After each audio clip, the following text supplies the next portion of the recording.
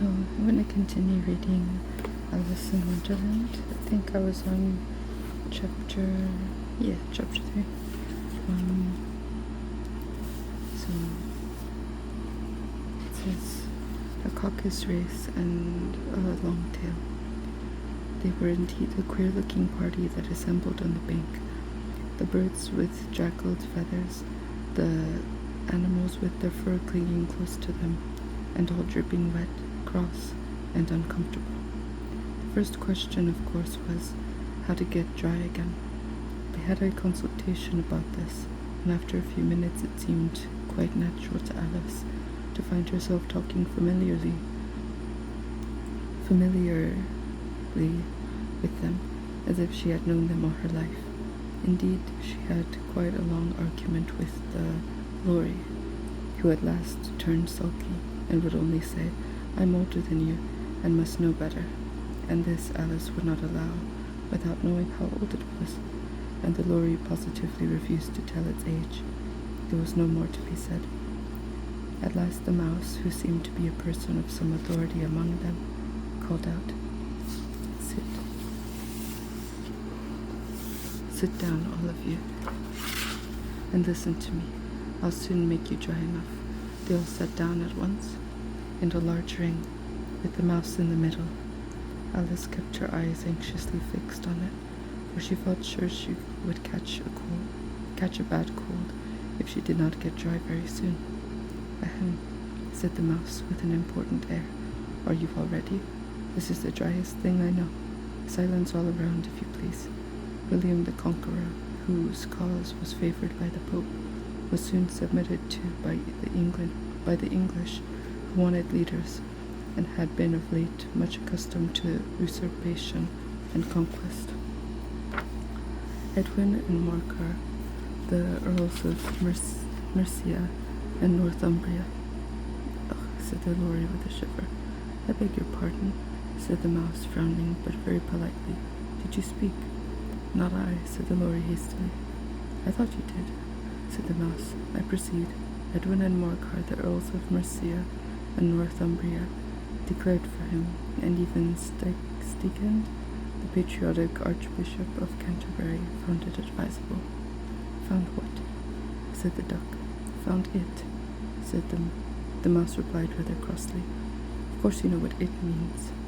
"I know what it means well enough when I find a thing," said the duck. "It's generally a frog or a worm. The question is, what did the Archbishop find?" The mouse did not notice this question, but hurriedly went on. "Found it advisable to go with Edgar Atheling to meet William and offer him the crown. William's conduct at first was moderate, but the insolence of his Normans— How are you getting on now, my dear?" it continued, turning to Alice as it spoke. "As wet as ever," said Alice, in a melancholy tone. "It doesn't seem to dry me at all." "In that case," said the dodo solemnly, rising to its feet, "I move that the meeting adjourn for the immediate adoption of a more energetic remedies." "Speak English," said the eaglet. "I don't know the meaning of half those long words, and what's more, I don't believe you do either." And the eaglet bent down its head to hide a smile. Some of the other birds tittered audibly. "What I was going to say," said the dodo, in an offended tone, "was that the best thing to get us dry would be a caucus race."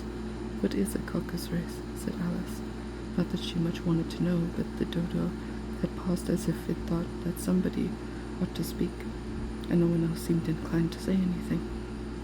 "Why," said the dodo, "the best way to explain it is to do it. And as you might like to try the thing yourself some winter day, I will tell you how the dodo managed it. First it marked out a race course in a sort of circle. The exact shape doesn't matter, it said. And then all the party were placed along the course here and there. There was no 1, 2, 3 and away, but they began running when they liked, and left off when they liked, so that it was not easy to know when the race was over.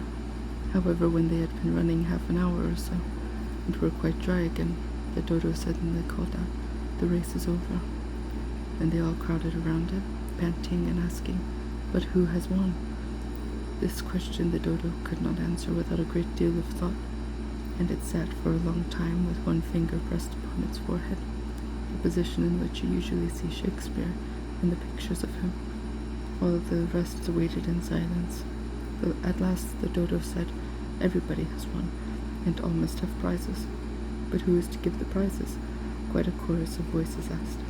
"Why, she, of course," said the dodo, pointing to Alice with one finger, and the whole party at once crowded round her, calling in a confused way, "Prizes, prizes!" Alice had no idea what to do, and in her despair she put her hand in her pocket and pulled out a box of comfits. Luckily the salt water had not got into it, and handed them around as prizes. There was exactly one apiece all around. "But she must have a prize herself, you know," said the mouse. "Of course," the dodo replied very gravely. "What else have you got in your pocket?" he went on, turning to Alice. "Only a thimble," said Alice sadly. "Hand it over here," said the dodo. Then they all crowded round her once more, while the dodo solemnly presented the thimble, saying, "We beg your acceptance of this elegant thimble." And when it had finished this short speech, they all cheered. Alice thought the whole thing very absurd, but they all looked so grave that she did not dare to laugh, and she could not think of anything to say. She simply bowed and took the thimble, looking as solemn as she could. The next thing was to eat the comfits. This caused some noise and confusion, and the large birds complained that they could not taste theirs, and that the small ones choked and had to be patted on the back. However, it was over at last, and they sat down again in a ring and begged the mouse to tell them something more. "You promised to tell me your history, you know," said Alice, "and why it is you hate C and D." She added in a whisper, half afraid that it would be offended again.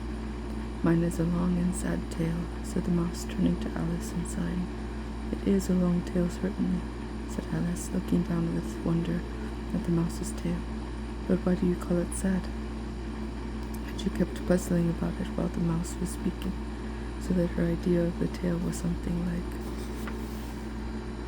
this. Fury said to a mouse that he met in the house, Let us both go to law. I will prosecute you. Come, I'll take no denial. We must have a trial, for really this morning I've nothing to do," said the mouse to the cur. "Such a trial, dear sir, with no jury or judge, would be wasting our breath." "I'll be judge, I'll be jury," said cunning old Fury. I'll try the whole cause and condemn you to death." "You are not attending," said the mouse to Alice severely. "What are you thinking of?" "I beg your pardon," said Alice very humbly. You had got to the fifth bend, I think?"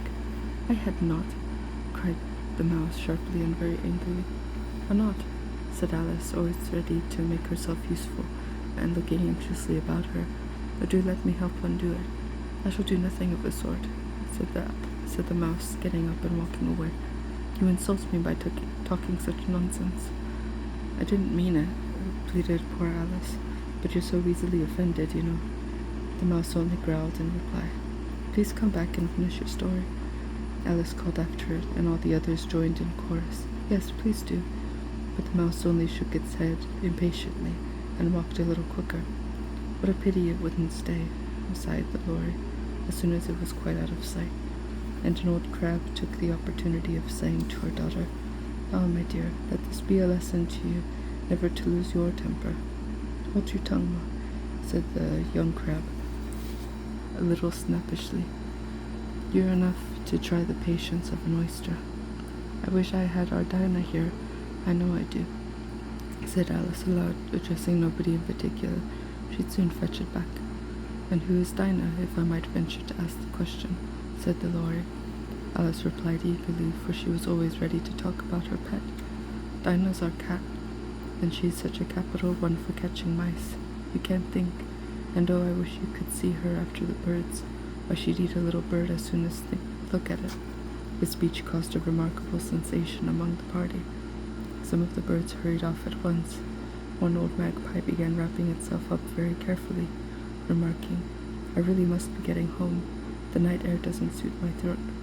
and a canary called out in a trembling voice to its children, "Come away, my dears, it's high time you're all in bed." On various pretexts they all moved off, and Alice was soon left alone. "I wish I hadn't mentioned Dinah," she said to herself in a melancholy tone. "Nobody seems to like her down here, and I'm sure she's the best cat in the world. Oh, my dear Dinah, I wish I shall ever see you once. I wonder if I shall ever see you anymore." And here poor Alice began to cry again, for she felt very lonely and low-spirited. In a little while, however, she again heard a little pattering of footsteps in the distance, and she looked up eagerly, half hoping that the mouse had changed his mind and was coming back to finish his story.